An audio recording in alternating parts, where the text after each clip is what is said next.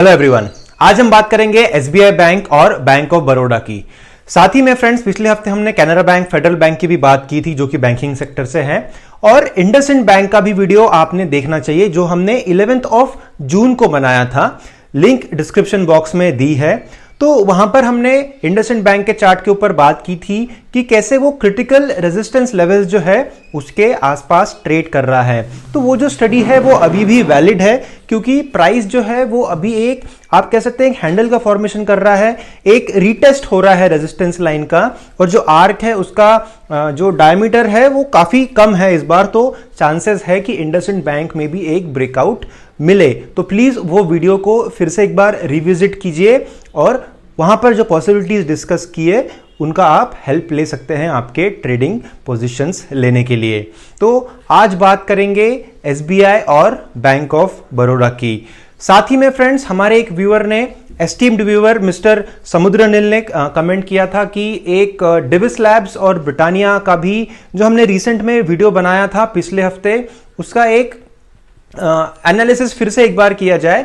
तो यहां पर फिर से एक बार मैं बताना चाहूंगा कि ब्रिटानिया जो है वो अपने जो चैनल है उसमें ट्रेड कर रहा है, और जो वीडियोस में स्टडीज दी गई थी वो अभी भी इंटैक्ट है ब्रिटानिया के केस में। तो आप वो वीडियो को फिर से एक बार रेफर कर सकते हैं। प्राइस ने सपोर्ट लिया है एक सपोर्ट लाइन पे, आप चार्ट पे जाएंगे तो आपको वो क्लियर कट एविडेंटली दिख सकता है। साथ ही में डिविस लैब्स जो है, हम एक्सपेक्ट कर रहे थे कि उसका ब्रेकआउट होकर प्राइस ऊपर ट्रेड करेगी, लेकिन अभी तक डिविस लैब्स में भी एंट्री पॉइंट ट्रिगर नहीं हुआ है। प्राइस ने थोड़ा डाउनवर्ड मोमेंटम, एक मिनी ट्रेंड जो है वो रिज्यूम किया है, लेकिन प्राइस का जो होता है वो मेमोरी काफी स्ट्रांग होता है फ्रेंड्स, ऐसा हम कह सकते हैं, क्योंकि प्राइस के पास भी मेमोरी होता है, चार्ट्स के पास भी मेमोरी होता है, और कभी कभी वो जो ह्यूमन बीइंग्स हैं, ट्रेडर्स है, उनसे भी ज्यादा मेमोरी वो रखते हैं। तो उस केस में भी जो हमने स्टडी की है डिविस लैब्स की, वो अभी भी इंटैक्ट है। हालांकि काफी सारी चीजें उसमें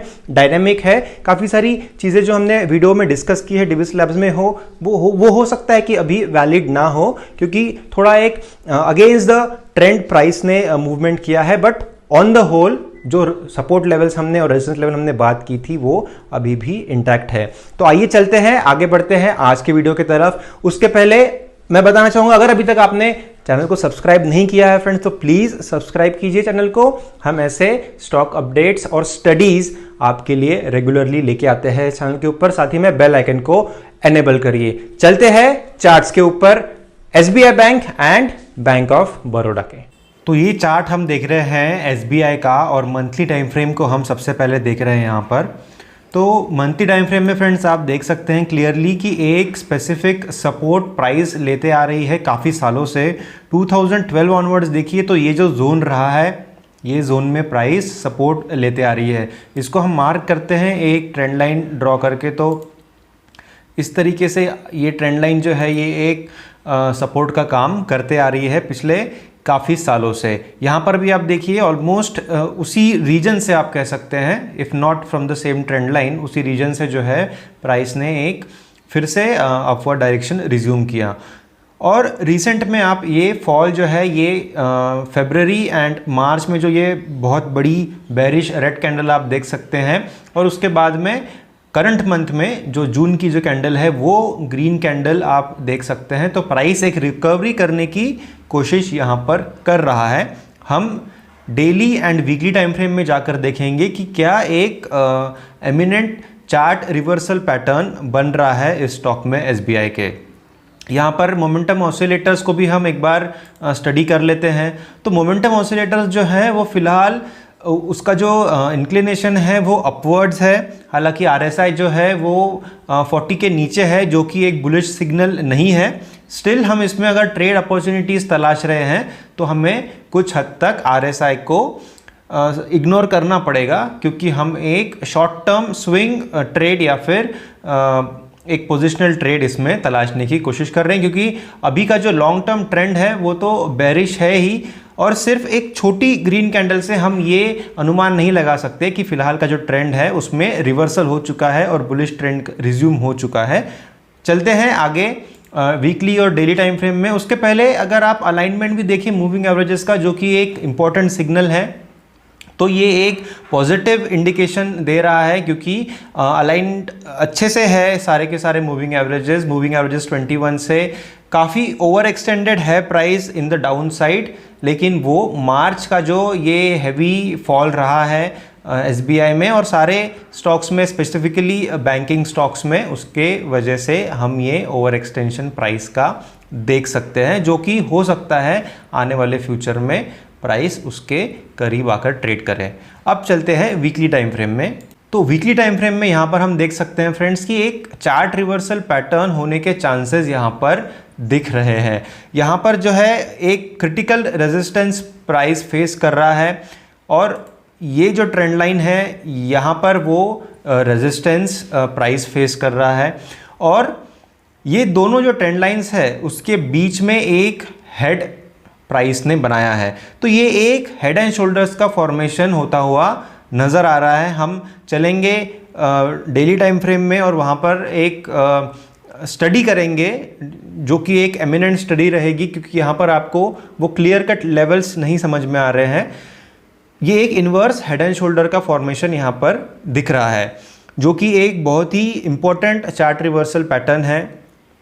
3 या 4 जो है एक चार्ट रिवर्सल पैटर्न्स बहुत इंपॉर्टेंट पैटर्न्स हो जाते हैं। उसमें से एक इन्वर्स हेड एंड शोल्डर्स है, राउंडिंग बॉटम है, डबल बॉटम है। ऐसे कुछ इंडिकेशंस अगर आपको चार्ट के ऊपर मिलते हैं तो ये काफ़ी एमिनेंट चार्ट पैटर्न्स कहलाए जाते हैं। अब चलते हैं डेली टाइम फ्रेम में और समझते हैं कि क्या हमें यहाँ पर कुछ पॉसिबिलिटीज़ नज़र आ रही है।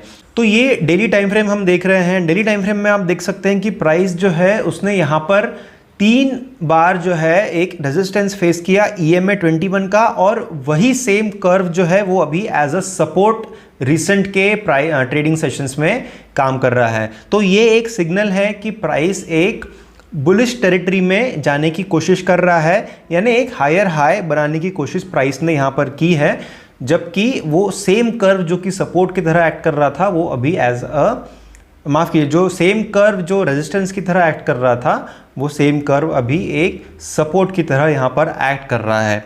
अब यहाँ पर हम आइडेंटिफाई करते हैं इन्वर्स हेड एंड शोल्डर्स का जो पैटर्न है, वो पैटर्न को थोड़ा और जूम कर लेते हैं चार्ट को। और ये हेड एंड शोल्डर फॉर्मेशन का अगर हम यहाँ पर चार्ट के ऊपर इसका डिपिक्शन करें तो कुछ इस तरीके से हम कर सकते हैं। ये लेफ्ट शोल्डर का फॉर्मेशन है, फिर ये हेड का फॉर्मेशन हुआ है, और फिर ये जो है राइट शोल्डर का फॉर्मेशन हुआ है, और प्राइस काफ़ी क्लोज है अभी नेकलाइन के। तो ये जो नेकलाइन है और ये जो एग्जिस्टिंग रेजिस्टेंस लाइन है, ये जो ब्लू कलर में आप देख रहे हैं, ये जो रीजन है ये कॉन्फ्लुएंसिंग पॉइंट हो जाता है ये दोनों भी चार्ट के सिग्नल्स का। तो यहाँ से अगर एक ब्रेकआउट मिलता है प्राइस को तो ये एक एमिनेंट ब्रेकआउट रहेगा, और इस तरह से जो है प्राइस का ब्रेकआउट यहाँ पर पॉसिबल है। या फिर हो सकता है कि प्राइस फिर से इसको टेस्ट करे रेजिस्टेंस लाइन को, और उसको अगर रिस्पेक्ट करती है प्राइस तो फिर से प्राइस इस डायरेक्शन में नीचे यहाँ पर आ सकता है, और फिर यहाँ से प्राइस और एक एफर्ट कर सकती है इस रेजिस्टेंस को ब्रीच करने के लिए, और हो सकता है फिर से एक बार यहाँ पर एक ब्रेकआउट मिले। तो something is definitely on the cards here in this price chart of SBI। और अगर ये ब्रेकआउट होता है तो रिटेल पार्टिसिपेशन काफ़ी आएगा इस स्टॉक में, और मूव्स जो है वो काफ़ी एक्सटेंसिव होने की चांसेस यहाँ पर ज़्यादा है, क्योंकि एक एमिनेंट ब्रेकआउट ये रह सकता है। तो अगर प्राइस लेवल्स की हम यहाँ पर बात करें तो आपको जो एंट्री पॉइंट है वो कंसिडर करना होगा एक बुलिश कैंडलस्टिक फॉर्मेशन के बाद ही, जो कि आपको ये क्लियर इंडिकेशन दे कि ये जो नेकलाइन है हेड एंड शोल्डर्स का, या फिर ये जो रेजिस्टेंस लाइन है, इसका एक क्लियर कट ब्रेकआउट हो गया है, तभी ही आप इसको एज अ एंट्री कंसिडर करें। तो वो एंट्री जो है वो हो सकता है कुछ इस रीजन में हो। उसके पहले मैं ये लेवल्स आपको बता देता हूं कि ये जो रेजिस्टेंस लाइन है यहाँ पर ये 195 पे है, ये जो सपोर्ट लाइन है ये 154 पे है, और ये नेकलाइन का भी कन्फ्लुएंसिंग एरिया जो है ये ऑलमोस्ट इसी रीजन में है, जो कि आप कह सकते हैं 190 से 200 के बीच में है। तो एक डिसाइसिव ब्रेकआउट के बाद जो कि हो सकता है 205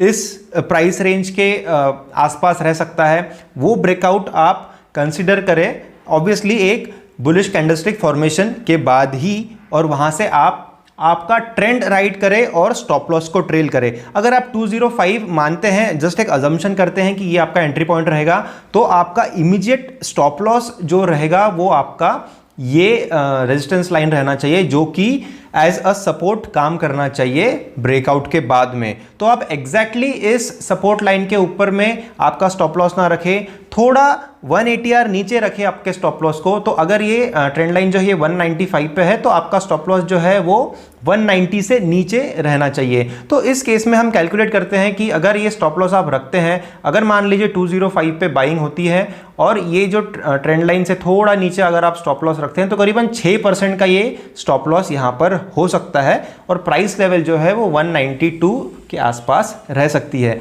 तो ये चीज़ों की हम यहां पर एक नोट ले लेते हैं। Entry after breakout by way of bullish candle pattern, ये मैंने यहां पर एक एंट्री कर ली है जो कि 205 के आसपास रह सकती है। और स्टॉप लॉस जो है, स्टॉप लॉस एट बिलो रहेगा, एक्चुअली वो stop loss below current resistance line. तो करंट रेजिस्टेंस लाइन के बिलो अगर आप स्टॉप लॉस रखते हैं तो अप्रोक्सीमेटली जो हमने कैलकुलेट किया, तो 6 to 7% का ये एक स्टॉप लॉस यहां पर आप रख सकते हैं। ऑब्वियसली ये सब डिपेंड करेगा आपके investor to investor, trader to trader, ये सारी चीज़ें डिपेंड करती है। जस्ट हम एक रफ आइडिया यहाँ पर इन चीज़ों का दे रहे हैं। अब अगर आपका टारगेट आप निकालोगे यहाँ पर, तो टारगेट जो है ये एक लंबा टारगेट यहाँ पर अचीव हो सकता है, क्योंकि यहाँ पर आप देखिए ये एक बहुत बड़ा फॉल है और कोई स्पेसिफिक रेजिस्टेंस लेवल है, सपोर्ट लेवल यहाँ पर इमीडिएटली चार्ट पे नहीं दिखाई दे रही है। तो हो सकता है एक we are in for some good and healthy returns over here. तो अगर मैं इस लेवल से इस लेवल तक, यानी ये जो फॉल है इसके बीच तक भी अगर मैं यहाँ पर ट्रैक करता हूँ, तो करीबन 20% का ये एक फ़ायदा होता हुआ यहाँ पे दिख रहा है। लेकिन फिर से हमें ग्रीड पे नहीं जाना है, हमें स्टेप बाय स्टेप जाना है और प्राइस एक्शन जो अपॉर्चुनिटीज़ हमारे सामने लेकर आता है by each and every session, उस तरीके से हमें रिएक्ट करना है। And we also have to ride the trend and trail the stop loss. आप अगर ट्रेंड के साथ में है तो साथ में आपके स्टॉप लॉस को भी धीरे धीरे ऊपर लाते जाइए, सो दैट आप डाउन साइड में प्रोटेक्टेड रहें। तो यहाँ पर रिस्क रिवॉर्ड रेशियो अच्छा है। अगर 21% का हम प्रॉफिट सोच रहे हैं और 7% का अगर लॉस सोच रहे हैं, तो ये मोर देन 2:1% का एक रिस्क रिवॉर्ड रेशियो हमें प्रेजेंट कर रहा है, जो कि काफ़ी अच्छा है। इनफैक्ट 2:1 का भी अगर रेशियो आप पकड़े तो भी काफ़ी अच्छा रेशियो वो रहता है। 3:1 और 4:1 अगर वो होता है तो फिर बहुत ही अच्छी बात है, लेकिन मिनिमम 2:1 का अगर हम यहाँ पर सोच के चले और ज़्यादा ग्रीड अगर ना करें, तो ये एक ट्रेड अपॉर्चुनिटी का फ़ायदा हम ले सकते हैं। तो ये एक यहाँ पर हमने आइडेंटिफाई किया है SBI के चार्ट के ऊपर, और सिमिलर फॉर्मेशन हमें दिखाई दे रहा है बैंक ऑफ बड़ौदा के चार्ट के ऊपर में भी। मैं डायरेक्टली यहाँ पर डेली टाइम फ्रेम में आपको लेके आया हूँ बैंक ऑफ बड़ौदा में। इसका जो लॉन्ग टर्म ट्रेंड है वो बेरिश रहा है, बट स्टिल यहाँ पर हम एक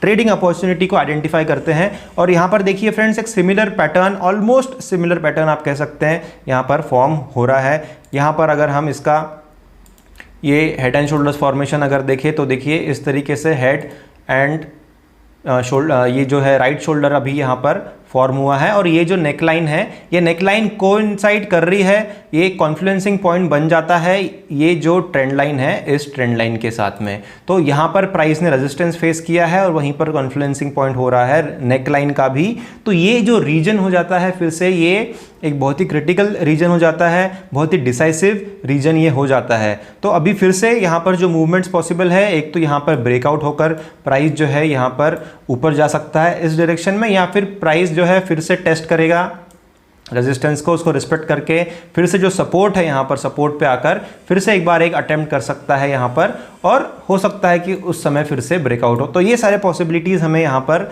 दिख रही है।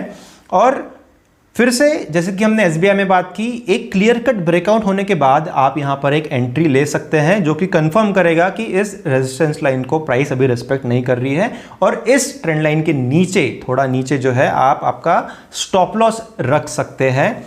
और आप फिर से उसी कंसेप्ट को फॉलो कर सकते हैं कि right the trend and trail the stop loss, क्योंकि यहाँ पर भी काफ़ी अच्छा फ़ायदा हो सकता है अगर प्राइस एक डिसाइसिव ब्रेकआउट देकर बुलिश डायरेक्शन में अपना मोमेंटम को रिज्यूम करती है। तो ये सारे एमिनेंट चार्ट रिवर्सल पैटर्न्स हमने यहाँ पर डिस्कस किए। तो आप आपका ट्रेडिंग स्टाइल, ट्रेडिंग साइकोलॉजीज, आपका रिस्क एपेटाइट और ट्रेडिंग एक्सपीरियंस, ये सारी चीज़ों का आकलन करके आपका एक इस पर डिसीजन ले सकते हैं। साथ ही में ये जो स्टडीज़ हमने यहाँ पर मेंशन की उसका भी यूज़ करके एक अच्छा डिसीजन आपके लिए ले सकते हैं इन दोनों स्टॉक्स में, और ट्रेंड को राइड कर सकते हैं और स्टॉप लॉस को ट्रेल करके एक हेल्दी रिटर्न इन दोनों भी स्टॉक्स में कमा सकते हैं।